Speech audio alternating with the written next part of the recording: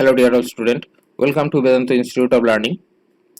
আজকে আমরা people and environment বিষয়টা নিয়ে আলোচনা করব এবং তার মধ্যে এয়ার পলিউশন বিষয়টিকে একটু ভালো করে আলোচনা করব। ইউজিসি নেট পেপার ওয়ানের একটি খুবই গুরুত্বপূর্ণ একটি বিষয় পিপল অ্যান্ড এনভায়রনমেন্ট, যার মধ্যে থেকে মোট 5টি প্রশ্ন আসে এবং তার বেশিরভাগ প্রশ্ন এই পলিউশন রিলেটেড বিষয় থেকে আসে। তার মধ্যে এয়ার পলিউশন খুবই গুরুত্বপূর্ণ একটি বিষয়। তবে শুরুর আগে আমি আরো কয়েকটি কথা বলতে চাই যে এই টপিকটা সম্পর্কে যে জিনিসগুলো তোমরা পড়বে সেগুলো কিভাবে পড়বে, বা তার স্ট্র্যাটেজি বা তার টেকনিক্যাল কিছু বিষয় পড়ার আগে, যে কোনো বিষয় কম্পিটিটিভ এক্সামে যে কোনো বিষয় পড়ার আগে তার কিছু টেকনিক্যাল বিষয় নিয়ে একটুখানি ঠিক করে নেওয়া দরকার। যে জিনিসগুলো আমি গতদিনে বলেছিলাম সেগুলো তোমাদের মধ্যে এখনো আমি কিছু সমস্যা দেখতে পাচ্ছি, তাই আজকে আমি আরো একবার আলোচনা করে দেবো।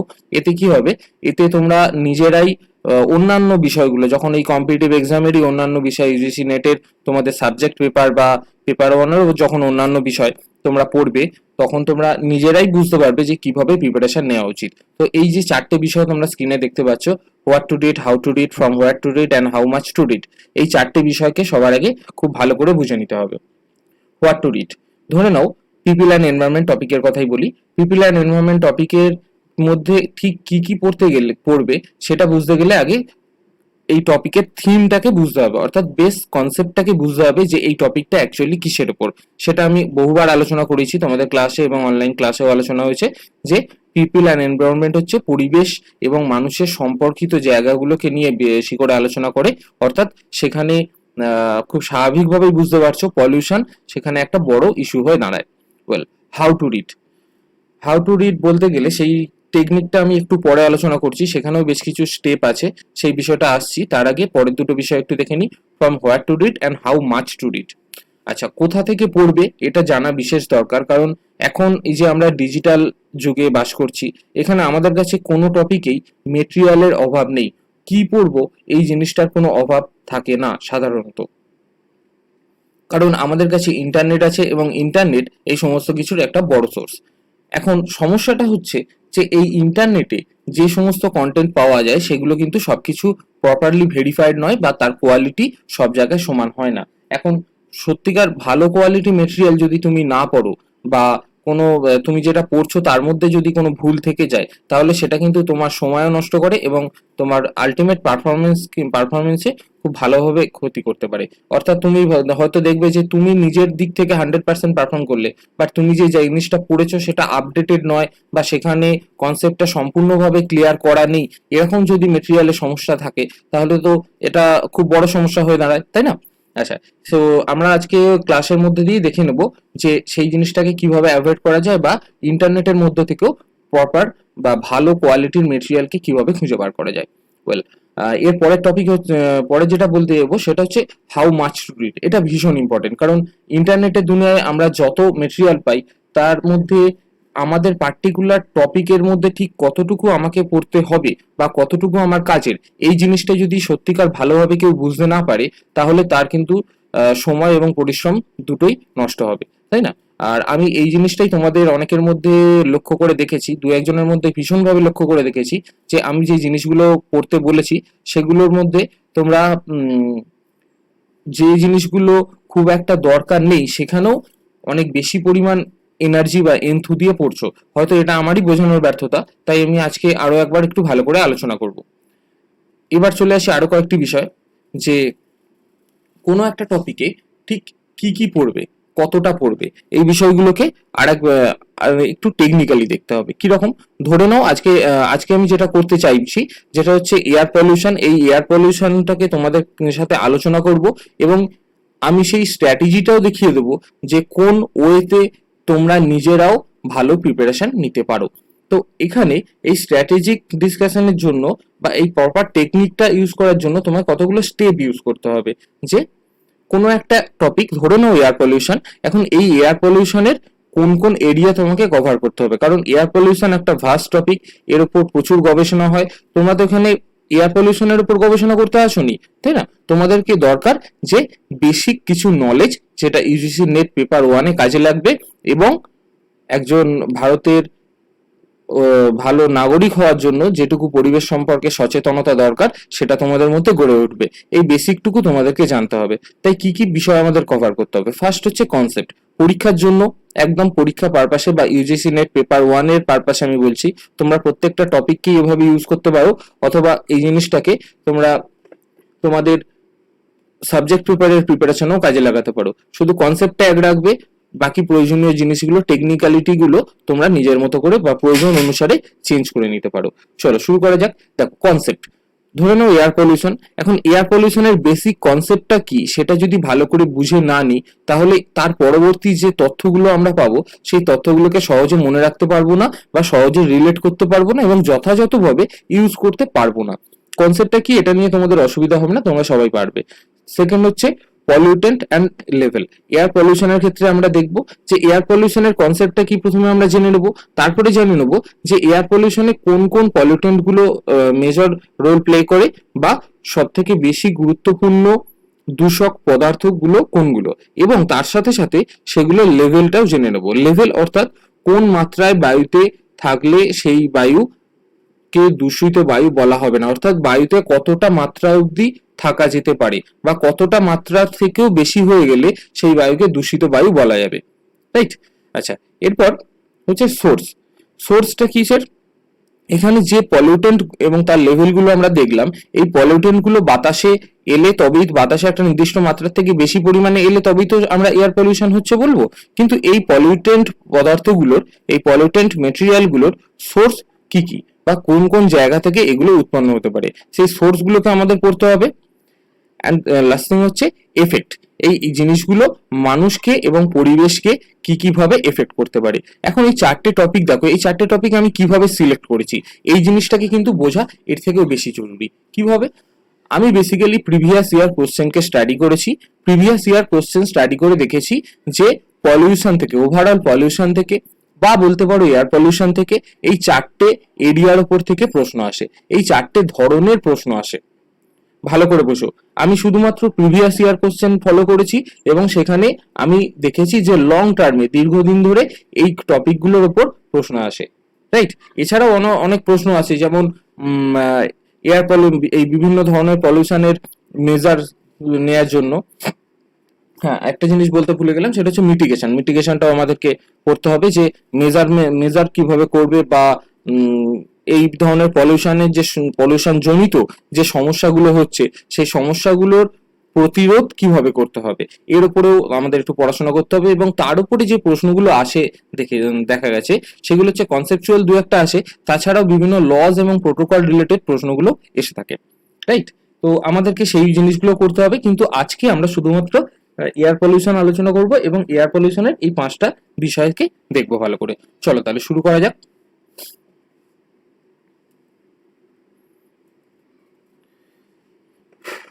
গতদিনের ক্লাসে যেমন বলেছিলাম, আমরা একদম খুব ইন্টারনেটের খুব বহুল পরিচিত ওয়েবসাইটগুলোকেই আমরা ফলো করব, যাতে আমাদের মেটেরিয়ালের কোয়ালিটি ভালো থাকে। তো আমরা এখানে বলেছিলাম যে আমি এখানে উইকিপিডিয়া ফলো করতে পারি, তবে একটা কথা মনে রেখো, আগের দিনও বলেছিলাম যে উইকিপিডিয়াকে কিন্তু তোমার রিসার্চের পারপাসে কখনো ইউজ করবে না। তোমার বেসিক নলেজের বা কনসেপ্ট নেওয়ার জন্য তুমি ইউজ করতে পারো, বাট গবেষণার ক্ষেত্রে যদি কোনো বিষয় পড়তে হয়, গবেষণার জন্য কোনো কিছু পড়তে হয়, তখন আমি সাজেস্ট করব যে সেই বিষয়ের উপর বিভিন্ন যে পিয়ার রিভিউড জার্নালে পাবলিশড হয়েছে এরকম রিসার্চ পেপার পড়াটা অনেক বেশি কাজের। অর্থাৎ সেখানে তথ্যে যে ইনফরমেশন গুলো তুমি পাচ্ছ সেগুলোর পিওরিটি থাকে, তাই না? তো পিওরিটি খুবই ইম্পর্টেন্ট রিসার্চের জন্য। চলে আসবো এয়ার পলিউশন। এয়ার পলিউশন জিনিসটা কি তোমরা সকলেই জানো, যে বায়ুতে বিভিন্ন দূষক পদার্থ যখন তার সহ্য সীমার মাত্রার বেশি পরিমাণে অবস্থান করে এবং মানুষ বা পরিবেশের ক্ষতির জন্য ক্ষতিকর হয়ে দাঁড়ায়, তখন আমরা বলতে পারি যে এয়ার পলিউশন হয়েছে। এখন এয়ার পলিউশন হলে কোন কোন দূষক পদার্থ আসতে পারে সেটাকে একটু দেখে নিই। দেখো, এখানে রয়েছে ammonia, carbon dioxide, sulphur dioxide, nitrous, methane, chlorofluorocarbon. এই জিনিসগুলোকে আমাদের দেখতে হবে। এবার এর সোর্সগুলোকে দেখতে হবে, আর এই গ্যাসগুলো সম্পর্কে আমাদের অল্প কিছু করে তথ্য জেনে রাখতে হবে। তোমরা এখানে পড়লেই আরো অনেক কিছু জানতে পারবে। এইখানেই আমি বলি যে তোমাদের যে বিষয়টা বুঝতে হবে সেটা হচ্ছে ঠিক কতটা পড়বে। তো এই কতটা পড়বে এই কনসেপ্টটা একদিনে তৈরি হওয়ার নয়। এই কনসেপ্টটা বা এই থিঙ্কিংটা ডেভেলপ করতে গেলে তোমাকে বেসিক্যালি প্রিভিয়াস ইয়ার কোশ্চেন দেখতে হবে। আমি আবারও বলবো যে এখনো যারা প্রিভিয়াস ইয়ার কোশ্চেন দেখোনি তারা আজকের ক্লাসের পরেই অবশ্যই প্রিভিয়াস ইয়ার কোশ্চেন খুব ভালো করে দেখো, যাতে তোমাদের কনসেপ্টটা তৈরি হয়। এই কনসেপ্টটা তুমি অন্য কারো কাছ থেকে কখনো ধার করতে পারবে না। আমি হাজার চেষ্টা করেও তোমার মধ্যে এই কনসেপ্টটা ডেভেলপ করিয়ে দিতে পারবো না, until unless you have to try it. Okay, আচ্ছা, যতক্ষণ না তোমরা নিজেরা করবে ততক্ষণ এই যে কনসেপ্টটা তোমাদের তৈরি হবে না। এরপর আমরা দেখবো যে পলিউটেন্ট গুলো কি কি। দেখো এখানে একদম সিরিয়ালি রয়েছে, আমি শুধু সেইগুলোকেই আলোচনা করব। পলিউটেন্টের মধ্যে কি রয়েছে?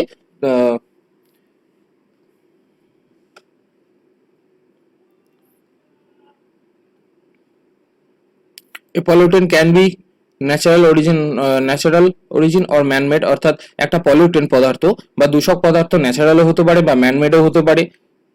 এটাকে প্রাইমারি বা সেকেন্ডারি হিসেবে ক্লাসিফাইও করা যায়। প্রাইমারি সেকেন্ডারি ক্লাসিফাইটা আমরা অলরেডি পড়েছি এর আগে। আচ্ছা, এবার এখানে আমরা একটা একটা করে দেখতে থাকবো যে কি কি ধরনের জিনিস পাওয়া যায়। এখানে কিছু এক্সাম্পল দেওয়া আছে। আচ্ছা, এবার প্রপারলি আমরা দেখবো যে কোন কোন পলিউটেন্ট গুলো আমাদের বায়ু দূষণের পক্ষে জন্য মেজর ভূমিকা পালন করে। কার্বন ডাইঅক্সাইড সম্পর্কে আমাদের বেসিক জানতে হবে যে এর সংকেত কি। CO2, একটা কার্বন এবং দুটো অক্সিজেন পরমাণু নিয়ে তৈরি।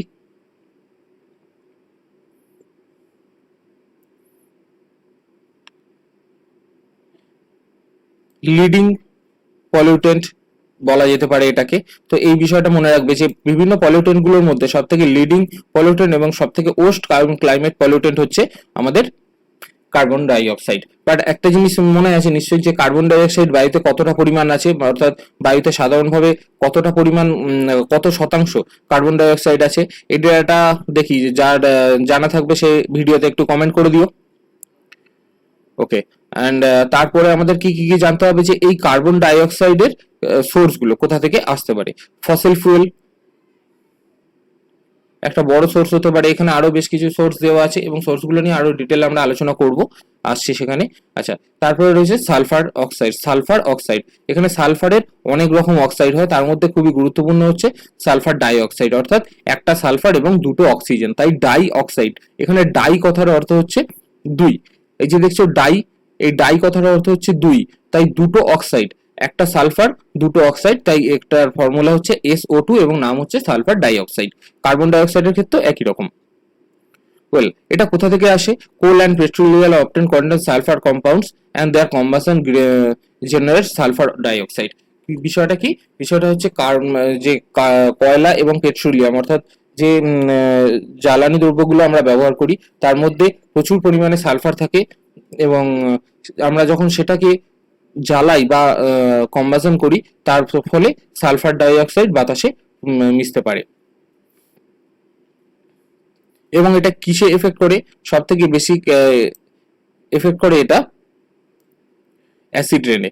ঠিক আছে, অ্যাসিড রেন নিয়ে আমরা আজকে সরাসরি আলোচনা করব একটু পরে।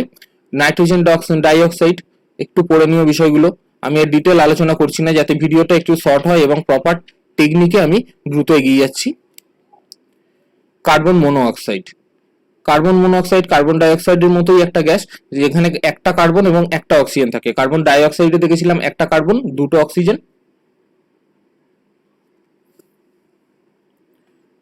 আচ্ছা, কার্বন মনোঅক্সাইড তৈরি হয় কিভাবে? কার্বন মনোঅক্সাইড আর কার্বন ডাইঅক্সাইড একই জায়গা থেকে তৈরি হতে পারে, তবে সাধারণত কোনো দ্রব্যকে যদি খুব ভালো করে পোড়ানো হয় তাহলে সেটা থেকে কার্বন ডাইঅক্সাইড তৈরি হবে। আর যদি অসম্পূর্ণ দহন হয়, যে কোনো বস্তুর যদি অসম্পূর্ণ দহন হয় তাহলে সেখান থেকে কার্বন মনোঅক্সাইড তৈরি হতে পারে। গতদিন আমরা আলোচনা করেছিলাম যে কার্বন মনোঅক্সাইড একটি বিষাক্ত গ্যাস, তার কারণ হচ্ছে এটা colourless, odourless and toxic gas এখানে দেওয়া রয়েছে। এবং এটা বিষাক্ত তার বড় কারণ হচ্ছে যে এটা আমাদের ফুসফুসে গিয়ে অক্সিজেনের থেকে দ্রুত হারে রক্তের সাথে মিশে যায়, তাই ফুসফুসের অক্সিজেনের বদলে অক্সিজেন আমাদের রক্তে মিশতে পারে না, অক্সিজেনের থেকে দ্রুত হারে রক্তের মধ্যে মিশে যায়, অক্সিজেনের জায়গাটা নিয়ে নেয়, তাই অক্সিজেন রক্তের মধ্যে প্রবেশ করতে পারে না এবং আমরা অক্সিজেনের অভাবে মারা যাই। volatile organic components. These are well known outdoor air pollutant. এটাকে দুটো ভাগে ভাগ করা যায়, একটা হচ্ছে মিথেন আর নন মিথেন। এর সম্পর্কে আর ডিটেল জানার দরকার নেই, তবে এই জিনিসটা গ্লোবাল ওয়ার্মিং এ ভীষণভাবে এফেক্টিভ। গ্লোবাল ওয়ার্মিং নিয়েও আমরা আজকে আলোচনা করব। পার্টিকুলেট ম্যাটার, এটা সবথেকে সমস্যাজনক এবং বর্তমানে আলোচনার কেন্দ্রবিন্দুতে রয়েছে এই পার্টিকুলেট ম্যাটার। পার্টিকুলেট ম্যাটার জিনিসটা কি? পার্টিকুলেট ম্যাটার হচ্ছে বায়ুতে ভাসমান গ্যাসীয় ছাড়া অন্য যে কোনো ধরনের পার্টিকেল, সেটা সলিড হতে পারে এবং মেবি ইভেন লিকুইডও হতে পারে, রাইট? অর্থাৎ যে কোনো বস্তুর, যে কোনো পদার্থের গুঁড়ো যদি বায়ুতে ভাসমান অবস্থায় থাকে, বা যদি কোনো জলকণা বা কোনো অ্যাসিডের কণা যদি বায়ুতে ভাসমান অবস্থায় থাকে, তাহলে সেটাকে পার্টিকুলেট ম্যাটার বলবে। এটাকে মেজার করা হয় পিএম বা পিপিএম স্কেলে।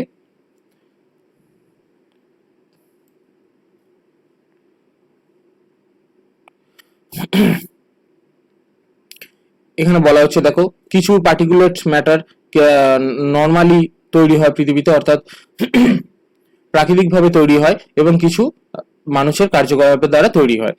প্রাকৃতিকভাবে কিভাবে? Volcano, dust storm, forest and grassland fire, অর্থাৎ বনে আগুন লাগলে সেখান থেকে তৈরি হয়। লিভিং ভেজিটেশন থেকে, এবং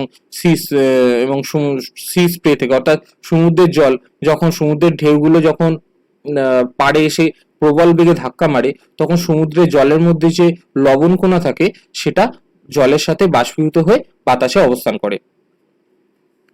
খুবই ছোট ছোট পরিমাণে থাকে, তাই এতে বোঝা যায় না। যেমন মানে যেটা আমরা সমুদ্রের ধারে গেলে বুঝতে পারি যে নোনা হাওয়া, অর্থাৎ বেশ কিছুক্ষণ সেই হাওয়ায় দাঁড়িয়ে থাকলে আমরা দেখতে পাই যে আমাদের গায়েতে নুন চলে এসছে।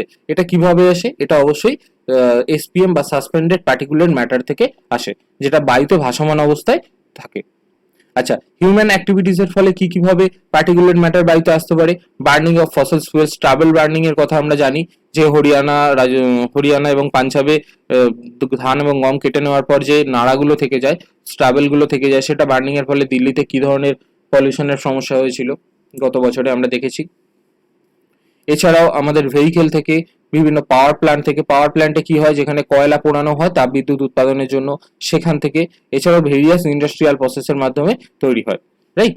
আচ্ছা, এই বিষয়গুলোকেই আমাদের একটু দেখে নিতে হবে। এখন এই পিপিএম কে তিন রকমের কাউন্ট করা হয়, অর্থাৎ পিপিএম বা সাসপেন্ডেড পার্টিকুলার ম্যাটার বা এসপিএম, পিএম বা এসপিএম, অর্থাৎ সাসপেন্ডেড পার্টিকুলার ম্যাটার বা পার্টিকুলার ম্যাটার, সেম থিং। আচ্ছা, এর তিন রকম মেজারমেন্ট নেওয়া হয়। একটা হচ্ছে PM10 এবং PM5 এবং PM2.5, সেগুলোর আলোচনা আমরা অন্য জায়গায় করব আজকেই। এরপরে চলে আসছে ক্লোরোফ্লুরোকার্বন। ক্লোরোফ্লুরোকার্বন কিন্তু সরাসরি গ্রিন হাউস গ্যাস নয় বা বিশ্ব উষ্ণায়নের জন্য দায়ী নয়, এটা একটা অন্য জায়গায় দায়ী। এটা হচ্ছে আমাদের ওজোন লেয়ারের ডিপ্লেশনের জন্য। এই বিষয়টা তোমরা সবাই কম বেশি জানো, তবে এটা নিয়ে আমরা ডিটেল আলোচনা আজকে করব।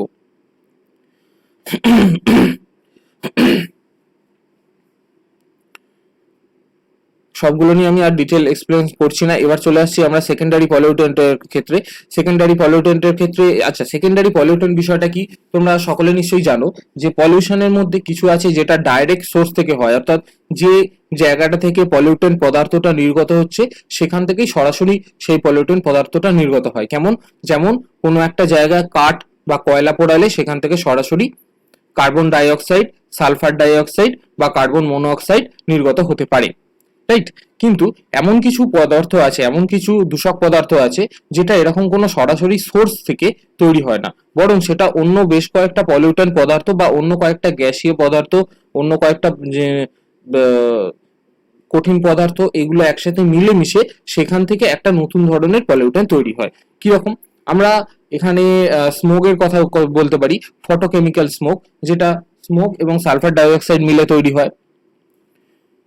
এবং আরো একটা বিষয় আমরা এখানে আলোচনা বলতে পারি, সেটা হচ্ছে অ্যাসিড রেন। ঠিক আছে, অ্যাসিড রেন নিয়ে বিষয়টা কি রকম, যখন আমরা অ্যাসিড রেন আলোচনা করব ওখানে সেটা দেখব। এরপরে চলে আসি গ্রাউন্ড লেভেল ওজোন, ভীষণ ইম্পর্টেন্ট।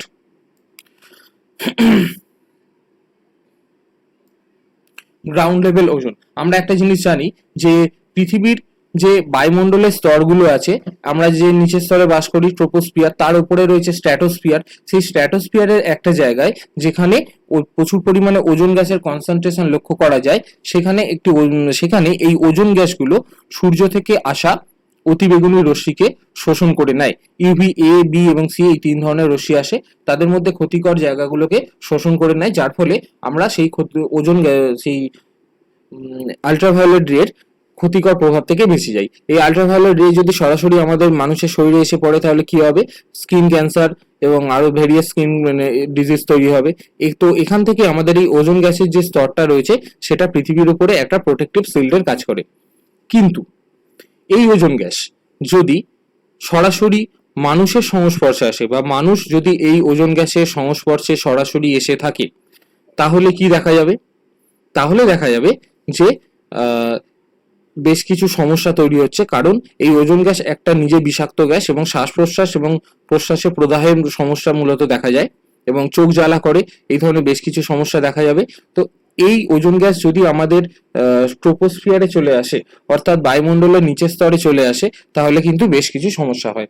এবার সমস্যাটা হচ্ছে যে বেশ কিছু কেমিক্যাল প্রসেসের মাধ্যমে এটা অ্যাটমসফিয়ারের নিচের স্তরে অর্থাৎ আমাদের ট্রোপোস্ফিয়ারেও তৈরি হতে পারে। যদি এরকম ভাবে লার্জ ওয়েতে তৈরি হতে থাকে, তাহলে সেটা কিন্তু মানুষের জন্য ক্ষতিকর হবে এবং পরিবেশ দূষণের একটা বড় কারণ হয়ে দাঁড়াবে। এখানে কিছু মাইনর এয়ার পলিউটেন্টের কথা বলা হয়েছে।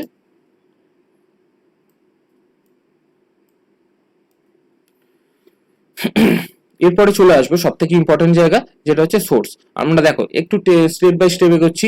আমরা পলিউটেন্ট গুলো দেখে নিলাম, এরপর পলিউটেন্টের সোর্স গুলো দেখবো, রাইট? আচ্ছা, এবার দেখো লেভেলটাও আমরা দেখবো, একটু অন্য জায়গায় আছে, একই সাথে নেই, তাই অন্য জায়গায় আছে, আমরা সেখানে গিয়ে দেখে নেবো পরে। আচ্ছা, এবার চলে আসবো সোর্সে। সোর্সের মধ্যে দু রকম সোর্স রয়েছে, সেখানে হচ্ছে স্টেশনারি সোর্স এবং মুভিং সোর্স বা মোবাইল সোর্স। স্টেশনারি সোর্সের মধ্যে কি কি রয়েছে? ফসল ফুয়েল পাওয়ার স্টেশন, অর্থাৎ যেখানে কয়লা বা তেল পুড়িয়ে তাপবিদ্যুৎ উৎপাদন করা হয়, সেখানে manufacturing facility, factories and West incinerators as well as furnaces, other types of fuel burning heat or heating device.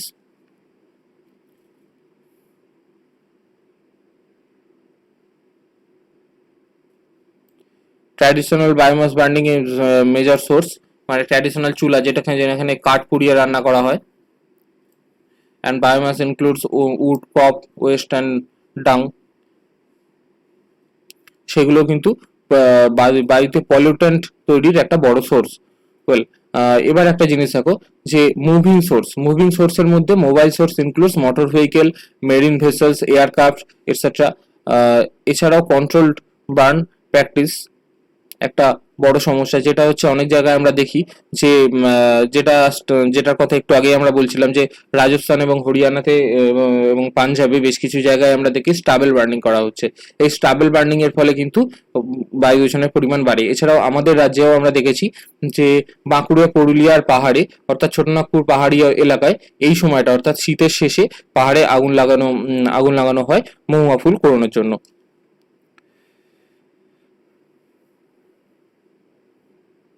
এছাড়াও বেশ কিছু ইন্ডাস্ট্রি আছে, বেশ কিছু জায়গায় আমরা ফোম ইউজ করি, paint, hair spray, varnish, aerosol spray, এই ধরনের স্প্রে গুলোতেও কিন্তু সলভেন্ট হিসাবে যে জিনিসগুলো ইউজ করা হয় তার মধ্যে অনেকটাই ক্লোরিন বেস মেটেরিয়াল অর্থাৎ সিএফসি মেটেরিয়াল থাকে, যেটা কিন্তু ওজোন গ্যাসের ধ্বংসে গুরুত্বপূর্ণ ভূমিকা পালন করে। জিনিসটা মনে রাখবে যে এই ধরনের যে paint, hair spray, varnish, aerosol spray এগুলো আমরা ইউজ করি। এরোসল স্প্রে মিনস অনেক জায়গায় রং করার জন্য স্প্রে ইউজ করা হয়, এরকম স্প্রে ইউজ করা হয়, রাইট? তো এই ধরনের স্প্রে গুলোতে সলভেন্ট বা বেস মেটেরিয়াল হিসেবে যে মেটেরিয়ালটা ইউজ করা হয় তার মধ্যে অনেক সময় ক্লোরিন বেস মেটেরিয়াল থাকে। এই ক্লোরিন গ্যাসটাই ওজোন গ্যাসের ধ্বংসের জন্য গুরুত্বপূর্ণ ভূমিকা নেয়।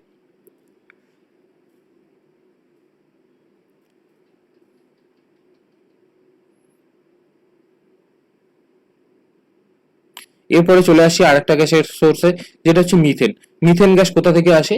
আমরা দেখি যে যে কোনো জায়গায় waste disposal in land from which is generated which generate methane. Methane is highly flammable and may from explosive mixture with air. অর্থাৎ বিষয়টা এরকম যে ল্যান্ডে বা যে কোনো জায়গায় যদি গাছপালা, গরুর গোবর এইসব জিনিসপত্র এক জায়গায় রেখে পচানো হয় বা একসাথে রেখে পচতে থাকে, তো সেখান থেকে মিথেন গ্যাস তৈরি হয়। এবার এই মিথেন গ্যাস যদি সরাসরি অক্সিজেনের সংস্পর্শে আসে তাহলে কিন্তু সেখানে এক্সপ্লোশন বা আগুন জ্বলে যেতে পারে। এই কারণে আমরা দেখেছি অনেক সময় কয়লা খনিতে বিস্ফোরণ হয় বা কয়লা খনিতে আগুন ধরে যায়, কারণ হচ্ছে কয়লা খনিতে অনেক সময়তেই এই মিথেন গ্যাস পাওয়া যায়। এবার সেই কয়লা খনিতে যদি মানুষ খনন কার্য চালায় তাহলে সেখানে অক্সিজেন যখন ঢোকে তখন সেই অক্সিজেন সরাসরি মিথেন গ্যাসের সংস্পর্শে এলেই আগুন ধরে যেতে পারে।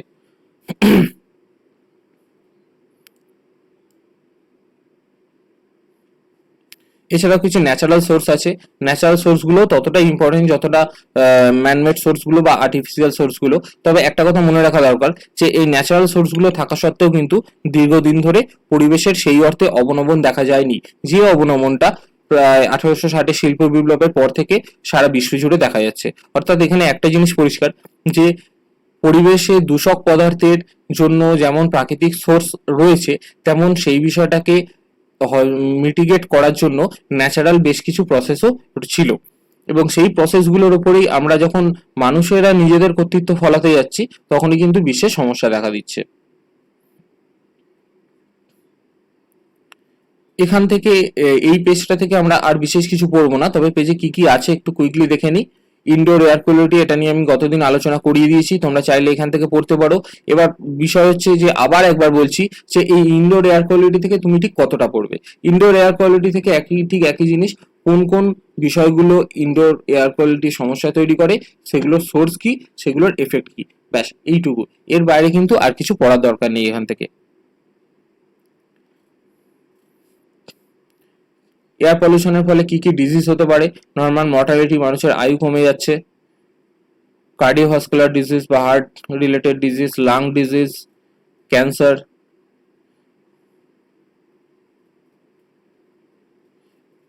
এবং সেন্ট্রাল নার্ভাস সিস্টেমও এমন অনেক গ্যাস আছে যেগুলো সরাসরি মানুষের শরীরে প্রবেশ করলে মানুষের সেন্ট্রাল নার্ভাস সিস্টেমে প্রবলেম তৈরি হয়, মানে যে গ্যাসগুলোকে আমরা সাধারণত বিষাক্ত গ্যাস বলি। আচ্ছা, এবার চলে আসি এর পরে।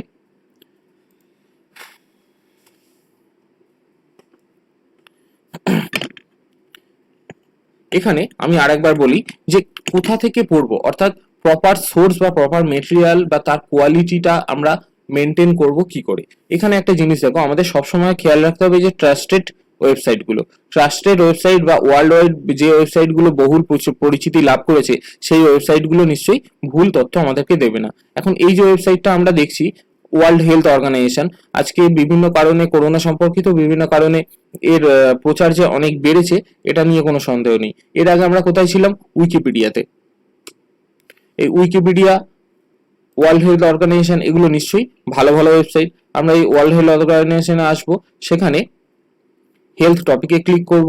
হেলথ টপিকে বিভিন্ন রকম জিনিস আছে, আমরা সেখানে সরাসরি চলে যাব হেলথ টপিকে। এর মধ্যে দেখো এয়ার পলিউশন রয়েছে, এখানে এয়ার পলিউশনে ক্লিক করলেই পরের পেজটা খুলে যাবে। সেখানে দেখবে যে এয়ার পলিউশন নিয়ে প্রচুর তথ্য দেওয়া রয়েছে, তোমরা নিজের মতো করে পড়াশোনা করতে পারো। এখানে দেখো, এখানে বেসিক কিছু কি ফ্যাক্টর দেওয়া রয়েছে।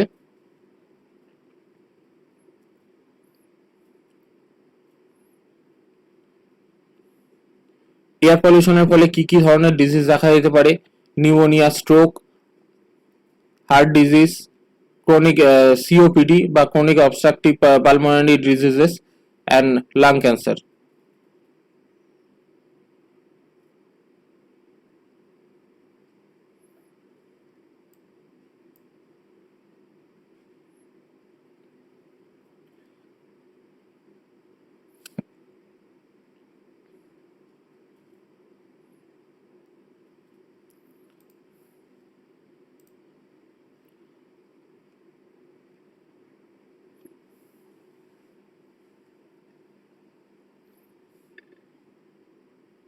আচ্ছা, এখানে আমরা এয়ার পলিউশনের কজগুলো আরেকবার দেখে নেব এবং একটু ডিটেল আলোচনা করব।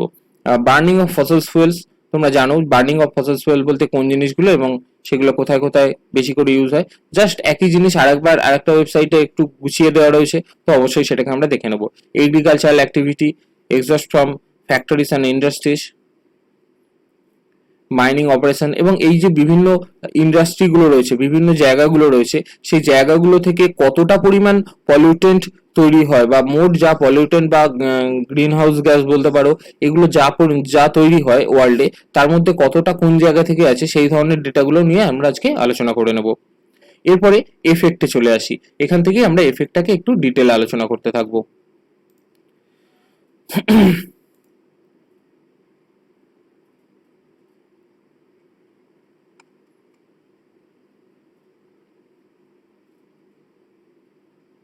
এবার একটু দেখতে থাকো। ভেরিয়াস কজ অফ, সরি এটা না, এফেক্ট। এয়ার পলিউশনের বিভিন্ন এফেক্টের মধ্যে ফার্স্ট অবশ্যই আসবে রেসপিরেটরি অ্যান্ড হার্ট প্রবলেম, অর্থাৎ হার্ট এবং চেস্ট রিলেটেড, যে লাং রিলেটেড যে প্রবলেমগুলো হয় সেগুলো আসবে। তারপরে একটা গ্লোবাল প্রবলেম দেখা যায়, যেটা হচ্ছে গ্লোবাল ওয়ার্মিং। এই গ্লোবাল ওয়ার্মিং এর সাথে গ্রিন হাউস গ্যাস কথাটা ভীষণভাবে জড়িয়ে আছে, তো এটা নিয়ে একটু ডিটেল ডিসকাশন করবো আমরা এখন। আচ্ছা, গ্লোবাল ওয়ার্মিং বিষয়টা ঠিক কি?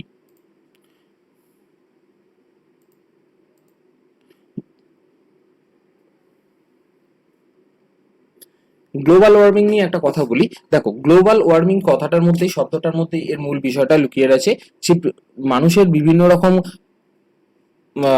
মানুষের বিভিন্ন রকম অবিবেচক কাজকর্মের ফলে এবং আনসাইন্টিফিক কাজকর্মের ফলে দেখা যাচ্ছে যে পৃথিবীর উষ্ণতা, পৃথিবীর যে গড় উষ্ণতা, সেটা ধীরে ধীরে বাড়তে থাকছে। এই ঘটনাটাকেই সাধারণত গ্লোবাল ওয়ার্মিং বলা হয়। এটাকে এই ছোট্ট কথা এভাবেই বলা যেতে পারে, এবং এর কজ এবং কনসিকুয়েন্স গুলোকে আমাদেরকে একটু ডিটেলে পড়তে হবে। এর সাথে গ্রিন হাউস গ্যাসের কনসেপ্টটা রয়েছে, তো আমরা দেখে নেব বিষয়টা কি। আচ্ছা, এই জিনিসটা তোমরা দেখতে পাচ্ছ, এটা ঠিক কি? আশা করি সবাই বুঝতে পারছো। যারা বুঝতে পারছো না তাদেরকে বলি যে এটা হচ্ছে খুব শীতের দেশে, যেমন সাইবেরিয়া, রাশিয়া, তো এইসব এলাকাগুলোয় এবং কানাডারও বেশ কিছু জায়গায় যেখানে তাপমাত্রা খুবই কম, সেখানে চাষবাসের জন্য এরকম ঘর তৈরি করা হয়, যাতে এই ঘরের ভিতরে টেম্পারেচারটা কন্ট্রোলে থাকে, অর্থাৎ বাইরে থেকে টেম্পারেচারটা অনেক বেশি পরিমাণে থাকে এবং উদ্ভিদের বৃদ্ধি সঠিক পরিমাণে হয়। এখানে একটা মজার বিষয় হচ্ছে যে এই ঘরগুলোতে কিন্তু টেম্পারেচার বাড়ানোর জন্য আলাদা করে কোনো প্রসেস নেওয়া হয় না। ভালো করে কথাটা শুনবে। এই ধরনের ঘরগুলোতে টেম্পারেচার বৃদ্ধির জন্য আলাদা কোনো প্রসেস নেওয়া হয় না, অর্থাৎ এখানে টেম্পারেচারটা নর্মালি বেশি থাকে। এখন প্রশ্ন হচ্ছে যে এরকম একটা ঘর তৈরি করে দিলেই টেম্পারেচার বেশি হয়, কেন হয়? বিষয়টাকে একটু ভালো করে দেখো। যে সাধারণত সূর্য থেকে যে আলোটা আসে, সেই সূর্য থেকে আলোটা শর্ট ওয়েভে আসে, অর্থাৎ ক্ষুদ্র তরঙ্গ রূপে আসে। এই ক্ষুদ্র তরঙ্গ রূপে আসা আলোটা বা তরঙ্গ এনার্জিটা আমাদের যে এই ঘরগুলো রয়েছে, এই ঘরের যে কভারগুলো, সেই কভারগুলো প্লাস্টিক হতে পারে বা কাঁচ হতে পারে, সেই কাঁচের মধ্যে দিয়ে বা প্লাস্টিকের মধ্যে দিয়ে খুব সহজেই প্রবেশ করতে পারে, ক্ষুদ্র তরঙ্গ হওয়ার জন্য পেনিট্রেট করতে পারে। কিন্তু এই ক্ষুদ্র তরঙ্গটা যখন এসে ভূপৃষ্ঠে ধাক্কা মারছে বা কোনো সারফেসে রিফ্লেক্ট হচ্ছে, তারপরে সেটা বৃহৎ তরঙ্গ বা ইনফ্রারেড রূপে ফেরত যাচ্ছে। ইনফ্রারেডের যে বৃহৎ তরঙ্গ, সেই বৃহৎ তরঙ্গ কিন্তু এই কাঁচের জানলাকে ভেদ করে যেতে পারছে না। তার ফলে কি হচ্ছে, এই কাঁচের জানলার ভিতরে তাপটা আবার ব্যাক করছে, অর্থাৎ এনার্জিটা শুধুমাত্র ঢুকছে কিন্তু কোনোভাবেই বেরিয়ে যেতে পারছে না। রাইট? কিছু তাপ অবশ্যই রেডিয়েশনের মাধ্যমে বেরোচ্ছে, কিন্তু ডাইরেক্ট ওয়েভ লেংথের মাধ্যমে কিন্তু কোনো এনার্জি এখান থেকে বেরোতে পারছে না। এবার একটা জিনিস দেখো, এই একই ঘটনা আমাদের বায়ুমণ্ডলেও ঘটে থাকে। কিভাবে? বিভিন্ন গ্যাসগুলোকে আমরা সাধারণত গ্রিন হাউস গ্যাস বলি। এই গ্যাসগুলো কোনগুলো? সাধারণত এখানে জলীয় বাষ্প হতে পারে, কার্বন মনোক্সাইডও হতে পারে, মিথেন হতে পারে। তো এই ধরনের যে গ্যাসগুলো, নাইট্রোজেন ডাইঅক্সাইড, সালফার ডাইঅক্সাইড, এই সমস্ত গ্যাসকেই আমরা এক কথায় গ্রিন হাউস গ্যাস বলতে পারি। কেন? কারণটা হচ্ছে যে এই গ্রিন হাউস গ্যাসগুলো, যে গ্যাসগুলোকে আমরা গ্রিন হাউস গ্যাস বলছি, এই গ্যাসগুলো বায়ুতে এরকম একটা প্রোটেকটিভ শিল্ডের মতো কাজ করে, যার ফলে সূর্য থেকে যে আলো আসছে অর্থাৎ শর্ট ওয়েভ হিসাবে যে আলোটা আসছে সেটা যখন প্রতিফলিত হচ্ছে লং ওয়েভ হিসাবে বা বৃহৎ তরঙ্গ হিসাবে, তখন সেই বৃহৎ তরঙ্গকে মহাকাশে আবার ফিরে যেতে বাধা দিচ্ছে এবং তার আগেই সেটাকে অ্যাবজর্ব করে বায়ুমণ্ডলের মধ্যেই রেখে দিচ্ছে।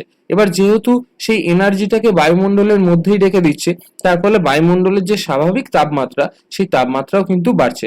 দেখো এখানে যেভাবে জিনিসটা কাজ করছে ঠিক একইভাবে গ্রিন হাউসের মধ্যেও কাজ করে। তাই এই ঘটনাটাকে গ্রিন হাউস এফেক্ট বলা হয়। এর ফলে বিশ্ব উষ্ণায়ন বা গ্লোবাল ওয়ার্মিং এর ফলাফল দেখা যায়। এখানে তোমরা একই জিনিসকে দেখতে পাবে। এখন এই গ্রিন হাউস গ্যাসগুলো কি কি এবং তাদের এফেক্ট কার কত বেশি পরিমাণে। এখানে তোমরা দেখতে পাচ্ছ যে global green house gas emission by gas, অর্থাৎ কোন গ্যাস কতটা পরিমাণে এমিট হয়। গ্রিন হাউস গ্যাসগুলো কি কি? কার্বন ডাইঅক্সাইড, কার্বন ডাইঅক্সাইডের দুটো সোর্স এখানে দেওয়া রয়েছে, মিথেন, নাইট্রাস অক্সাইড এবং আদার্স গ্যাসেস।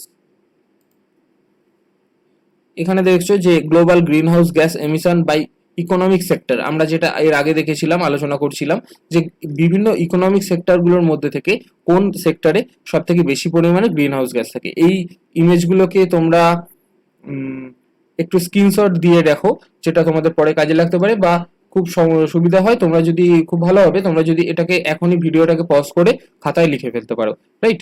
আচ্ছা, কারণ এই তথ্যগুলো থেকে কিন্তু পরীক্ষার প্রশ্ন আসে, অর্থাৎ এটা থেকে অলরেডি প্রশ্ন এসে গেছে বোধহয়, বেশ কয়েকবার বেশ প্রশ্ন এসেছে যে সব থেকে বেশি কোথা থেকে আসে।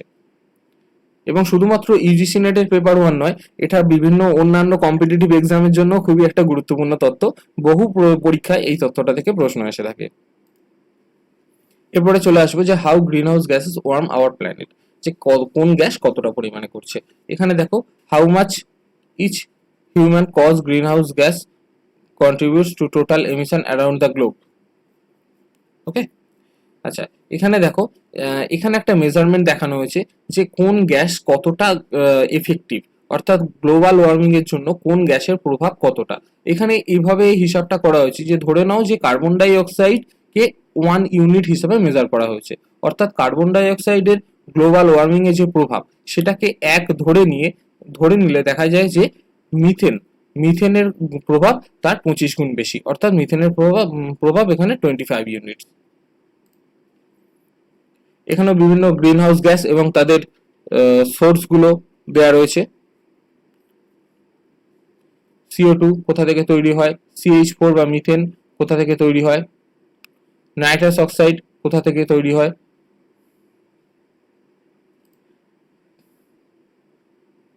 এই তথ্যটা তোমাদের কাজে লাগতে পারে। What are the main green house gases, main green house gas এবং তাদের পার্সেন্টেজ গুলো দেওয়া রয়েছে।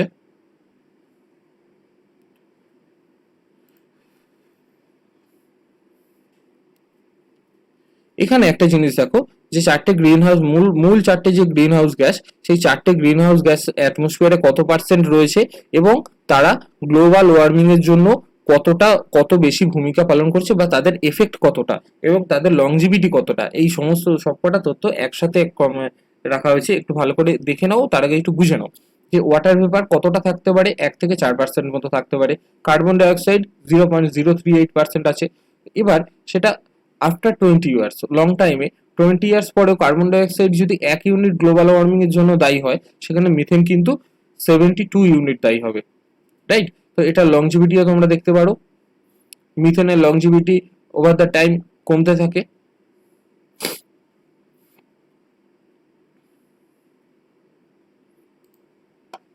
একই তথ্য এখানে আরো সুন্দরভাবে উপস্থাপন করা হয়েছে, তোমরা এটারও একটু স্ক্রিনশট নিয়ে রাখো, যেখানে তোমরা দেখতে পাবে যে প্রত্যেকটা গ্যাসের অ্যাটমসফিয়ারিক লাইফ টাইম, তার গ্লোবাল ওয়ার্মিং পটেনশিয়ালিটি এবং তার সোর্স গুলোকে দেওয়া রয়েছে একই সাথে।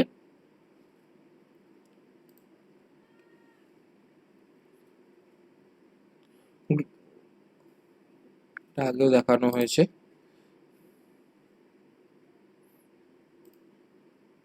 এখানে একটা জিনিস দেখো যে সারা বিশ্বের মধ্যে যে বিভিন্ন দেশগুলো আছে এবং বিভিন্ন মহাদেশগুলো আছে, তারা গ্লোবাল গ্রিন হাউস গ্যাস এমিশনে কতটা ভূমিকা পালন করছে। এখানে দেখো আমেরিকা মহাদেশকে নীল রঙে দেখানো হয়েছে, আফ্রিকা মহাদেশকে সবুজ রঙে দেখানো হয়েছে, এভাবে প্রত্যেকটা মহাদেশকে দেখানো হয়েছে। তোমরা দেখলে বুঝতে পারবে যে সব থেকে বেশি পরিমাণ রয়েছে চায়না, রাইট? সব থেকে বেশি পরিমাণ রয়েছে চায়না, তারপরে রয়েছে ইউনাইটেড স্টেটস, মানে একটা দেশ হিসাবে দেখতে গেলে সব থেকে বেশি পরিমাণে চায়না, তারপরে ইউনাইটেড স্টেটস বা আমেরিকা, তারপরে ইন্ডিয়া, এবং তারপরে রাশিয়ান ফেডারেশন, রাইট? আচ্ছা, এবার একটা জিনিস দেখো, তো তোমরা যদি মহাদেশ হিসাবে দেখো তাহলে কিন্তু দেখতে পাবে যে এশিয়া মহাদেশ কিন্তু সব থেকে বেশি পরিমাণে রয়েছে। এখানে এই তথ্যটা দেখো যে total the countries with the largest cumulative CO2 emission since 1750 থেকে যে বিভিন্ন দেশ যত পরিমাণ কার্বন ডাই অক্সাইড এমিশন করেছে, অর্থাৎ টোটাল কিউমুলেটিভ ডেটাটা এখানে দেখানো হয়েছে যে 1750 থেকে অ্যাজুম করা হচ্ছে যে ইউএসএ সব থেকে বেশি CO2 এমিশন করেছে। এখানে ইউনিটটা দেখো মিলিয়ন টন রয়েছে, অর্থাৎ 3,34,933 মিলিয়ন টন, রাইট?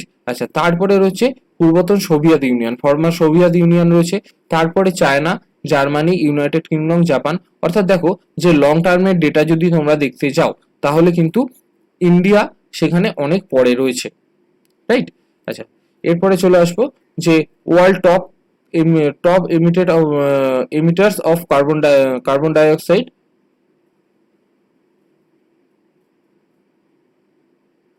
এটা ইউনিটটা হচ্ছে মেগাটনে রয়েছে। তো এখন এটা কারেন্ট ডেটা, অলমোস্ট 2018 ডেটা তোমরা দেখতে পাচ্ছ।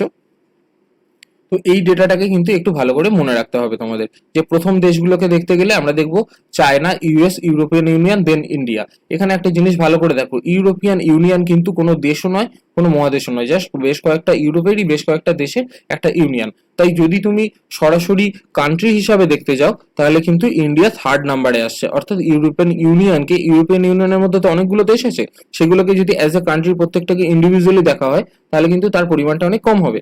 তো অ্যাজ এ কান্ট্রি তিনটে দেশ প্রথমে আমরা মনে রাখবো, China, US, India, then European Union. ওকে,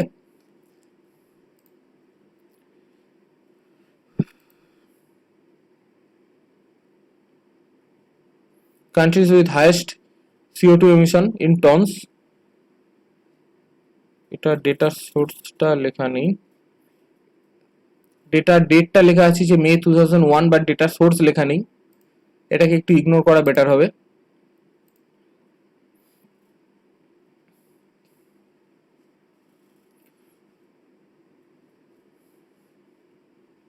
আচ্ছা, 2016 সালে এখানে কার্বন ফুটপ্রিন্টের কথা বলা হচ্ছে। কার্বন ফুটপ্রিন্ট কি সেটা নিয়ে আমরা আলোচনা করব। এখানে একটু দেখে নাও যে কার্বন ফুটপ্রিন্ট সম্পর্কে কি বলা হয়েছে। এখানে বলছে যে পার capital CO2 emission in the world largest economy, অর্থাৎ বিভিন্ন দেশের মধ্যে যে পার ক্যাপিটা অর্থাৎ মাথা পিছু কার্বন এমিশন কোন দেশের কত পরিমাণ, অর্থাৎ কোন দেশের মানুষ মাথা পিছু কতটা পরিমাণ করে কার্বন এমিশন করে, এখানে মেট্রিক টনে ডেটাটা দেওয়া রয়েছে। আচ্ছা, এখানে বিষয়টা একটু দেখে নাও, কার্বন ফুটপ্রিন্ট। কার্বন ফুটপ্রিন্টকে এভাবে তোমরা দেখতে পারো যে মনে করো আমি কোনো একটা জিনিস প্রোডাকশন করছি, সেখানে পার্টিকুলার কোনো একটা জিনিস প্রোডাকশনের জন্য আমি পরিবেশে কতটা পরিমাণ কার্বন ত্যাগ করছি। তো সেই যে পরিমাণ কার্বন আমি পরিবেশে ত্যাগ করছি সেটাকেই আমি বলতে পারি যে পার্টিকুলার ওই প্রোডাকশনের কার্বন ফুটপ্রিন্ট, অর্থাৎ কার্বনের ছাপ। কোনো একটা কাজ করতে গেলে বা কোনো একটা প্রোডাকশন করতে গেলে বা কোনো একটা ইকোনমিক অ্যাক্টিভিটি করতে গেলে আমি পরিবেশে কতটা কার্বন নিঃসরণ করছি বা পরিবেশে কতটা কার্বন অ্যাড করছি, রাইট? তো সেটাকেই তোমরা কার্বন ফুটপ্রিন্ট বলতে পারো। এবং এই কার্বন ফুটপ্রিন্টের মাত্রাটা যদি তোমরা দেখতে যাও, দেখো এখানে একটা দারুণ জিনিস দেখতে পাবে, যে একটা জিনিস খেয়াল করো যে এখানে যে কটা দেশ আছে, প্রথম দিককার দেশগুলো কিন্তু একটাও তৃতীয় বিশ্বের দেশ নয়, সবকটাই উন্নত দেশ। বুঝতে পারছো যে তৃতীয় বিশ্বের দেশগুলো মাথাপিছু কার্বন ফুটপ্রিন্ট অনেক বেশি, সেখানে ইন্ডিয়া দেখো অনেক পিছনে।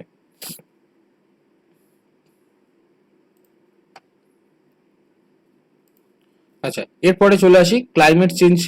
ক্লাইমেট চেঞ্জ একটা ইস্যু। ক্লাইমেট চেঞ্জটা কোনো ছোট ঘটনা নয়, আসলে পরিবেশ সম্পর্কিত যে সমস্যাগুলো দেখা যায় তা সম্মিলিত প্রকাশকেই তোমরা বলতে পারো ক্লাইমেট চেঞ্জ। অর্থাৎ গ্লোবাল ওয়ার্মিং হচ্ছে, এল নিনো দেখা যাচ্ছে, এরকম সমস্ত বিষয়গুলোকে একসাথে তোমরা বলতে পারো যে ক্লাইমেট চেঞ্জ। এরপরে চলে আসি অ্যাসিড রেন।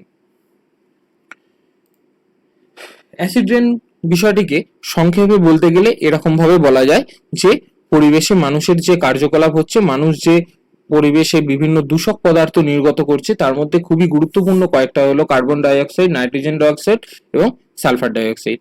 এই পরিবেশে দূষক পদার্থগুলো বা এই গ্যাসগুলো যখন জলের সংস্পর্শে আসছে, অর্থাৎ আকাশে মেঘের বা পরিবেশে যে ভাসমান জলীয় বাষ্প সেই জলের সংস্পর্শে আসছে, তখন সেটা জলের সাথে মিশে অ্যাসিড তৈরি করছে। কিরকম? SO2 SO2 হাইড্রোজেন H2 এর সাথে বা জলের সাথে মিশে H2SO4 বা সালফিউরিক অ্যাসিড তৈরি করছে। CO2 জলের সাথে মিশে কার্বলিক অ্যাসিড তৈরি করে। এই নাইট্রাস অক্সাইড নাইট্রোজেন ডাইঅক্সাইড, এটা জলের সাথে মিশে নাইট্রিক অ্যাসিড তৈরি করে। ওকে, তো এভাবে অ্যাসিড রেনের বেসিক কনসেপ্টটা হচ্ছে যে পরিবেশেরই দূষক পদার্থগুলো পরিবেশে যখন মেঘ থেকে বৃষ্টি হয় সেই বৃষ্টির সাথে মিশে গিয়ে অ্যাসিড তৈরি করে এবং সেটা পরিবেশে পড়ে। এর এফেক্ট কি কি হতে পারে? পরিবেশে এর এফেক্ট খুব ভয়ানক হতে পারে। বিষয়টা একটা একটা করে বলতে থাকি। দেখো, প্রথমত হচ্ছে বিভিন্ন জীবজগতের উপর এফেক্ট। জীবজগতের উপর এফেক্ট গুলোকে দুভাগে ভাগ করা যেতে পারে, একটা প্রাণীদের উপর, একটা উদ্ভিদের উপর। একটা জিনিস দেখো, যে গাছের পাতায় যদি অ্যাসিডের পরিমাণ ধীরে ধীরে বাড়তে থাকে, তাহলে সেটা গাছের পাতার কার্যকারিতাকে নষ্ট করে দেয়। আবার গাছের পাতায় বা বড় বড় জঙ্গলে যে গাছের গায়ে যে বিভিন্ন ধরনের জীবাণু থাকে, যে বিভিন্ন ধরনের প্রাণীরা বাস করে, তাদেরও লাইফ সাইকেলে কিন্তু ভয়ানক এফেক্ট করতে পারে। রাইট? আচ্ছা, এবার চলে আসবো যে জলজ বাস্তুতন্ত্রে। জলজ বাস্তুতন্ত্রে কিন্তু এই অ্যাসিড বৃষ্টির একটা খুব ভয়ানক এফেক্ট দেখা যায়। কিরকম? দেখো, কোনো একটা পুকুরে যদি ক্রমাগত অ্যাসিড বৃষ্টি হতে থাকে, তাহলে সেই জায়গার বা সেই পুকুরের জলটা ক্রমাগত অ্যাসিডিক হতে থাকবে। তার ফলে সেই জলে যারা স্বাভাবিক প্রাণী, যে মাছ এবং অন্যান্য প্রাণীরা বাস করে, তাদের জীবন ধারণ কিন্তু সংকটে পড়ে যাবে। এবং এর একটা বড় সমস্যা দেখা দেয় যে ওশান অ্যাসিডিফিকেশন। এই কথাটাকে দরকার হলে লিখে রাখো, এখান থেকে প্রশ্ন আসতে পারে। ওশান অ্যাসিডিফিকেশন বা সমুদ্রের জল ধীরে ধীরে অ্যাসিডিক হয়ে যাচ্ছে। বিষয়টা কিরকম? যে দেখো, দীর্ঘদিন ধরে সমুদ্রে ক্রমাগত বৃষ্টি হওয়ার ফলে এবং এই সমুদ্রে এবং বায়ুমণ্ডলের যে দূষক পদার্থগুলো, সেগুলো জলের সাথে মিশে অ্যাসিড তৈরি করে সমুদ্রের জলে পড়ে। আবার যখন বাষ্পীভবন হয়, তখন কিন্তু শুধুমাত্র জলটা H2O হিসাবে বাষ্পীভূত হয়। এর ফলে কি দেখা যায়? যে সমুদ্রের জলে দীর্ঘদিন ধরে এই অ্যাসিডগুলো জমা হচ্ছে। তার ফলে সমুদ্রের জলের যে ক্ষারত্ব বা ক্ষারকীয়তা, সেই ক্ষারকীয়তা আস্তে আস্তে কমে যাচ্ছে। এর ফলে সমুদ্রের জলের অ্যাসিডিটি একটু একটু করে বাড়তে থাকছে, অর্থাৎ একটু একটু করে অ্যাসিডিক হয়ে যাচ্ছে জলটা, ক্ষারকীয় থেকে একটু একটু করে অ্যাসিডিক হয়ে যাচ্ছে। এর ফলে সমুদ্রের জলের যে প্রাণীগুলো, তাদের লাইফ সাইকেলে চেঞ্জ হচ্ছে এবং তাদের জীবন ধারণের সমস্যা হচ্ছে। এর সব থেকে বড় একটা উদাহরণ দেখা যায় যে সমুদ্রে যে প্রবাল কীট দেখা যায়, প্রবাল দ্বীপ দেখা যায়, এই প্রবালগুলো তো ছোট ছোট সমুদ্রের জীব, প্রবাল কীট হিসাবে জমা হয়। তো এই প্রবাল কীট আস্তে আস্তে মারা যাচ্ছে এই ওশান অ্যাসিডিফিকেশনের ফলে। এছাড়াও প্রচুর মাছের মৃত্যু হচ্ছে। এবার দেখো, ইন্ডিয়াতে অ্যাসিড রেনের কিছু ডেটা। 1981 থেকে 90 সালের বৃষ্টির পিএইচ লেভেল এবং 2001 থেকে 12 পিএইচ লেভেল। আচ্ছা, পিএইচ লেভেল সম্পর্কে একটু বলি তোমাদেরকে।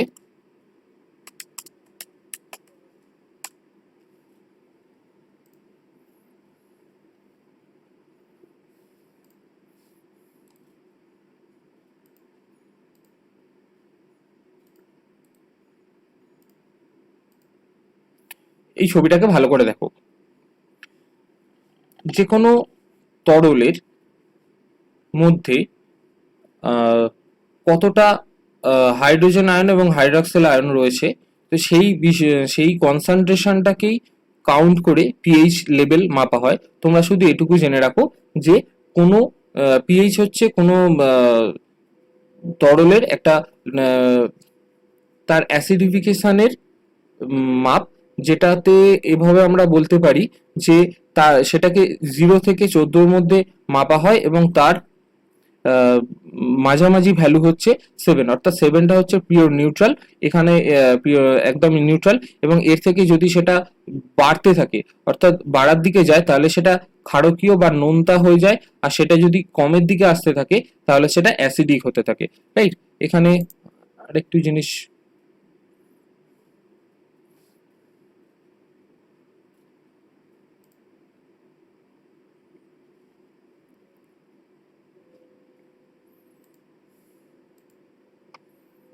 এই হাইড্রোজেন আয়ন এবং হাইড্রক্সিল আয়নের কনসেন্ট্রেশনের উপর এটা ডিপেন্ড করে সেই ছবিটা তোমাদের দেখাতে চাইছিলাম, ঠিক দেখাতে পারছি না, এখানে নেই, পাওয়া যাচ্ছে না এই মুহূর্তে। তো তোমরা আপাতত এটুকু দেখে নাও যে 7 হচ্ছে একদম নিউট্রাল, অর্থাৎ এটা ক্ষারকীয় নয় আবার অ্যাসিডিকও নয়, অর্থাৎ প্রসম মাঝামাঝি, এর মধ্যে কোনো রকম অ্যাসিডিক ভ্যালু নেই। এবং এটা যত আস্তে আস্তে বাড়বে তত এর নোনতা ভাব বা ক্ষারকীয়তা বাড়তে থাকবে, এবং যত কমতে থাকবে তত অম্লত্ব বা অ্যাসিডিটি বাড়তে থাকবে। ঠিক, ওকে। আচ্ছা, এবার চলে আসি যেখানে ছিলাম। আচ্ছা, দেখতে পাচ্ছ এখানে অ্যাসিড রেন কিভাবে কাজ করে। এখানে একটা জিনিস দেখো, এই যে ভ্যালুগুলো রয়েছে এগুলো বেসিক্যালি পিএইচ ভ্যালু দেওয়া রয়েছে, রাইট। আচ্ছা, এরপরের এফেক্টে আমরা চলে আসবো।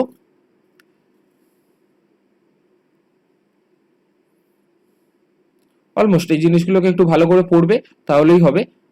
এখানে আশা করি এই বিষয়গুলোকে আর আলোচনা করতে হবে না। কেমিক্যাল সেন্সিটিভিটি, স্কিন ড্যামেজ, এগুলো তোমরা জানো এবং ভালো করে বুঝতে পারবে। তাও সত্ত্বেও আবার বলি যে এখানে কোনো রকম সমস্যা হলে, টোটাল ক্লাসের মধ্যে যে কোনো বিষয়ে যদি সমস্যা হয়, তাহলে কিন্তু অবশ্যই সঙ্গে সঙ্গে আমাকে বলবে।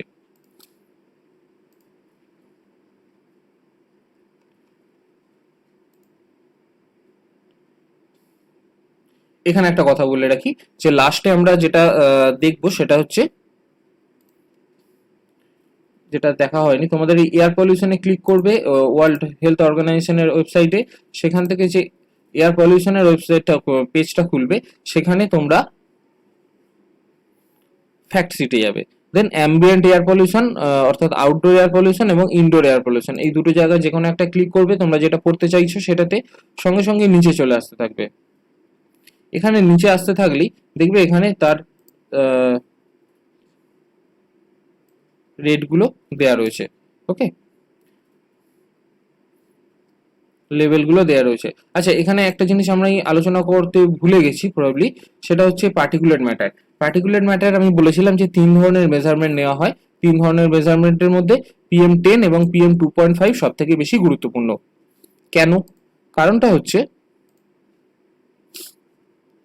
এই যে সাসপেন্ডেড পার্টিকুলেট ম্যাটার, এর মধ্যে এই PM10 এবং PM2.5 সব থেকে ক্ষতিকর ভূমিকা পালন করে। কিভাবে? PM2.5 নিয়ে সব থেকে বেশি আলোচনা হয়, কারণ PM2.5 অর্থাৎ 2.5 মাইক্রোগ্রাম যে সাইজগুলো হয়, সরি 2.5 মাইক্রোমিটার যে সাইজটা হয়, সেটা আমাদের নাকের মধ্যে দিয়ে গিয়ে ফুসফুসে চলে যেতে পারে এবং সরাসরি রক্তের সাথে মিশে আমাদের কোষের মধ্যে গিয়েও পৌঁছাতে পারে। এখন এই যে পলিউটেন্ট মেটেরিয়ালগুলো, এই পলিউটেন্ট মেটেরিয়ালগুলো যদি সরাসরি আমাদের শরীরে প্রবেশ করে, তাহলে এটা তার ক্ষতিকর প্রভাব খুব সরাসরি আমাদের শরীরে দেখাতে পারবে, তাই না? গতদিন আমি বায়োম্যাগনিফিকেশনের কনসেপ্ট বুঝিয়েছিলাম। বায়োম্যাগনিফিকেশনের কনসেপ্টটা নিশ্চয়ই মনে আছে, যদি মনে না থাকে তাহলে নিশ্চয়ই এখনই তোমরা একবার গিয়ে দেখে নেবে। বায়োম্যাগনিফিকেশন বায়োম্যাগনিফিকেশনের ফলে আমাদের শরীরে যে দীর্ঘদিন ধরে বিভিন্ন পলিউটেন্ট জমা হয়, এই PM2.5 এই ধরনের এই পদ্ধতিতে যদি শ্বাস প্রশ্বাসের মাধ্যমে সেটা গিয়ে জমা হয়, তাহলে কিন্তু সেটা অনেক দ্রুত জমা হতে থাকবে, অর্থাৎ তার এফেক্টটা অনেক বেশি দেখা যাবে, রাইট।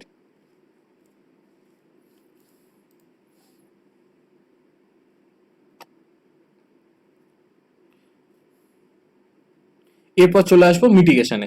এখানে মিটিগেশন সম্পর্কে তো তোমাদের যে আলোচনাগুলো করা দরকার, সেটা ফর্মাল ওয়েতে সেরকম আলোচনা করার দরকার নেই, কারণ মিটিগেশন পলিসি থেকে যে প্রশ্নগুলো মূলত আসে সেটা হচ্ছে বিভিন্ন লজ এবং প্রোটোকল রিলেটেড। সেটা আমরা লজ এবং প্রোটোকল রিলেটেড জায়গাতেই পড়বো, তবে তোমরা বেসিক জিনিসগুলো একটু বুঝে নিতে পারো। দ্যাট ইজ, এভাবে তোমরা দেখতে পারো যে কি কি পদ্ধতিতে তোমরা মিটিগেশন করতে পারো। তোমরা এটা দেখতে পারো যে গাড়িতে ক্যাটালিটিক কনভার্টার, হ্যাঁ, ক্যাটালিটিক কনভার্টার লাগাতে পারো, যেটা আমাদের গাড়ির স্ট্যান্ডার্ড বা BS6 স্ট্যান্ডার্ডের জন্য মনোনীত করা হয়েছে ক্যাটালিটিক কনভার্টার। এটা গাড়ির যে সক্স এবং নক্সকে অ্যাবজর্ব করে নেবে, ওকে। আচ্ছা, এরকম ভাবে টেকনোলজির মাধ্যমে আমরা করতে পারি। এছাড়াও নিজেদের বেসিক হ্যাবিটকে চেঞ্জ করতে পারি, যেমন স্টাবেল বার্নিং এর মতো ইস্যুকে বা জঙ্গলে কন্ট্রোল ফায়ারকে বন্ধ করে আমরা করতে পারি। এছাড়াও পাবলিক ট্রান্সপোর্ট ইউজ করা, প্রাইভেট কার ইউজ না করে যদি পাবলিক ট্রান্সপোর্ট ইউজ করি, তাহলেও ফুয়েলের কম্বাসন অনেক কম পরিমাণে হবে, তাই না? তো তো এরকম বিভিন্নভাবেই আমরা এয়ার পলিউশনকে অ্যারেস্ট করতে পারি। তবে এর মধ্যে যে বিভিন্ন ধরনের লজ এবং প্রোটোকলগুলো আছে সেগুলো আমরা সেপারেট ভিডিওতে আলোচনা করব। তাহলে আজকে তোমরা বুঝতে পারলে যে এয়ার পলিউশন নিয়ে আমরা আলোচনা করব এবং আলোচনার টেকনিকটা কি। ফার্স্ট আবার বলছি, তোমরা নিজেরাই এখন পড়বে প্রত্যেকটা জিনিসের কনসেপ্ট, সোর্স, তার এফেক্ট এবং তার কি কি মেজারমেন্ট হতে পারে সেগুলোকে একটু প্রপার ওয়েতে দেখবে। ওকে, চলো আজকের ক্লাসটা এখানে শেষ করছি। আশা করি আজকের ক্লাসে তোমাদের ভিডিও রেজলিউশনের কোনো সমস্যা হয়নি। তবে আজকে যেটা আমি গেস করছি সেটা হচ্ছে সাউন্ডের কোনো সমস্যা হতে পারে, অর্থাৎ ভয়েসটা একটু অদ্ভুত শোনাতে পারে, কারণ নতুন সফটওয়্যার সেখানে সাউন্ডটা একটু সমস্যা তৈরি করছে। এনিওয়ে, আশা করি খুব একটা অসুবিধা হবে না। তাও আমি আবার বলবো যে কোনো রকম টেকনিক্যাল ইস্যু হলে তোমরা অবশ্যই বলো, যেমন গতদিন তোমরা বলেছিলে যে রেজলিউশনের প্রবলেম হচ্ছে। এছাড়াও টোটাল ক্লাসের মধ্যে যদি কোনো জিনিস বুঝতে না পারো তাহলে অবশ্যই কমেন্ট করো, আমি প্রত্যেকটা কমেন্ট পড়বো এবং সঠিকভাবে উত্তর দেবো। ওকে, চলো, থ্যাংক ইউ, আজকে ক্লাসটা এখানে শেষ করলাম।